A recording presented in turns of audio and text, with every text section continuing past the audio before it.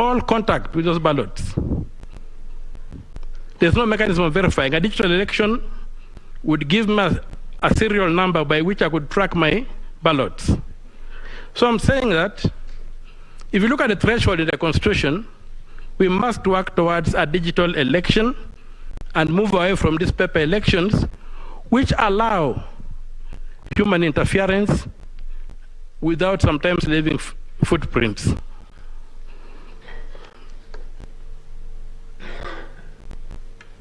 I would now go to my submissions. I was supposed to be given some aid. Yes.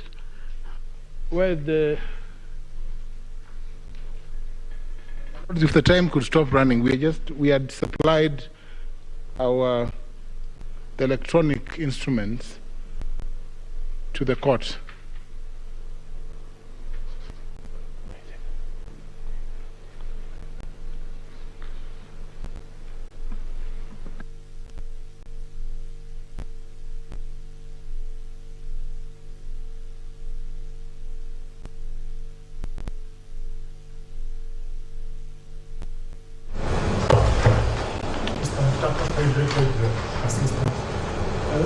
You beg the assistant. Okay. I don't understand what you said. I come there. Oh, open for me the PowerPoint document.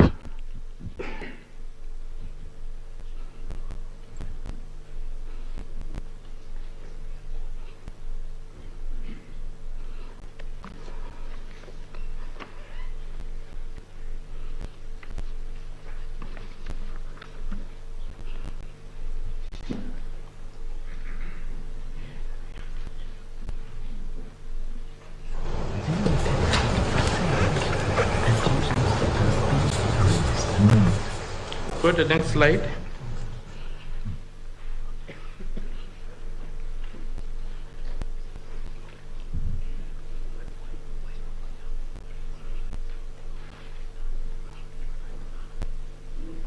Yes, we're looking at an analysis of paragraph 26 of affidavit filed by Mr. Sunkuli in petition number 7, paragraph 226.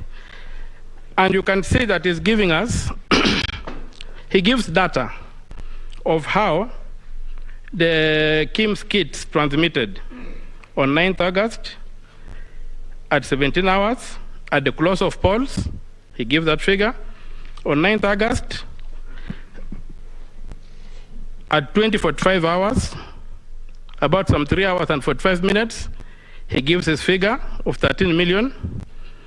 Then, most surprisingly, you have two entries. It is the entry that which gives us at 14 hours and 14:40 hours. The KIMS kits are transmitting some 23 hours later, still transmitting data. And we are saying that that data is not acceptable. So we come to the next slide. I just run through given the short time I have. When you got that slide, you look, they tell you at 20:45 hours, on 9th August 2022, some 13,731,215 people voted.